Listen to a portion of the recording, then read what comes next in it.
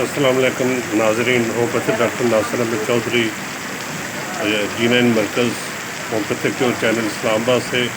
آج شام اللہ تعالیٰ کے فضل سے باران رحمت برسی ہے اسلام آباد میں، اور نماز مغرب کے فوراً بعد یہ آپ دیکھ رہے ہوں گے کہ بڑی شدید بارش اور ژالہ باری